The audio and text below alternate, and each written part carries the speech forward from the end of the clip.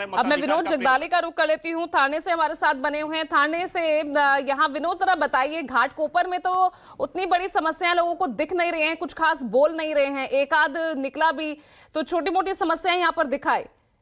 थाने में क्या इस वक्त लोगों के जहन में क्या है, क्या सोचकर वो वोट कर रहे हैं? आप लगातार सुबह से लोगों से बातचीत कर रहे हैं, क्या समझ में आ रहा है?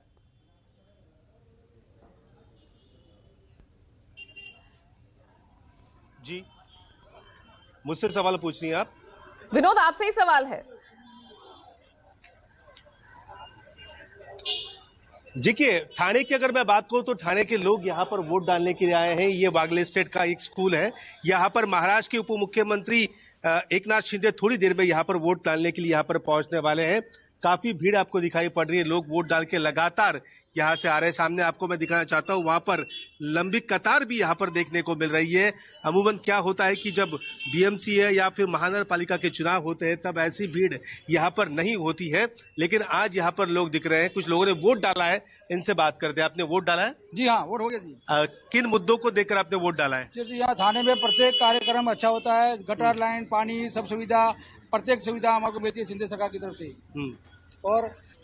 और यहाँ पे कोई भी प्रकार की मुद्दे क्या है, लेकिन कुछ ट्रैफिक बीपी की समस्या है कि नहीं? कोई भी समस्या नहीं है, कोई प्रकार के काम अच्छा होता है, सभी प्रकार के काम अच्छे, गटर के लाइन, पानी, लाइट बिल, हर एक प्रकार की सब सुविधा हमको ताजा। चलो, ये तो बहुत अच्छे वोटर, इन्हें कोई समस्या नहीं नजर आ रही। इनसे बात करते। आपने वोट डाला? अच्छा, और भी लोगों से बात करेंगे। देखिए, और भी कुछ लोग हमारे साथ मौजूद है, इनसे हम बात करेंगे, इनकी समस्या क्या है।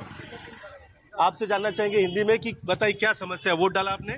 नहीं डाल पाए क्योंकि 3 बार सुबह से मैं जा चुका हूँ 3 अलग अलग बूथ्स पे, लेकिन इनका यादी का कुछ भी इनको क्लैरिटी नहीं है। तो एक नंबर आता है और वो नंबर पे किसी और का ही नाम है। अच्छा, आपने कोई बात की वहां पर जो पोलिंग एजेंट है? वो बोल रहे हैं कि बाहर जाके आप जाइए और वहाँ पे लिस्टिंग फिर से चेक कीजिए, जबकि मैं ऑनलाइन चेक कर चुका हूँ। ये मेरा वोटिंग बूथ है, बट यहाँ पे मेरा कुछ भी डिटेल्स नहीं। अच्छा, आपने वोट डाला क्या? डाल दे।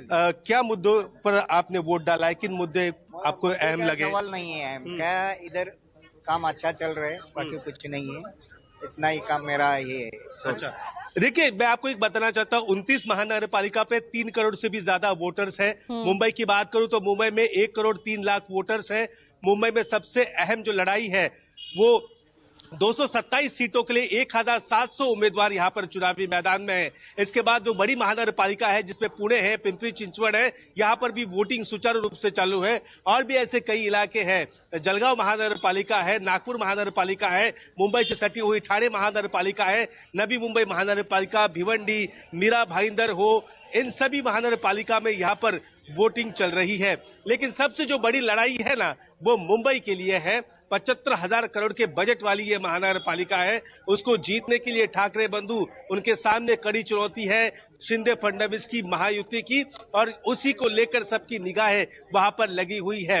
मुंबई इस बार किसकी की? देखिए, केंद्र में सरकार है भारतीय जनता पार्टी की, राज्य में महायुति की सरकार है, और ऐसे में अब इनको ट्रिपल इंजन की सरकार के लिए मुंबई जीतना उनको जरूरी लगता है। एक बार मुंबई महानगर पालिका कब्जे में आई तो यहाँ पर तीनों जगह पर इनकी ही सरकार, इनकी ही सत्ता यहाँ पर नजर आएगी, और मुंबई की जीतने के लिए हर संभव कोशिश यहाँ पर की जा रही है।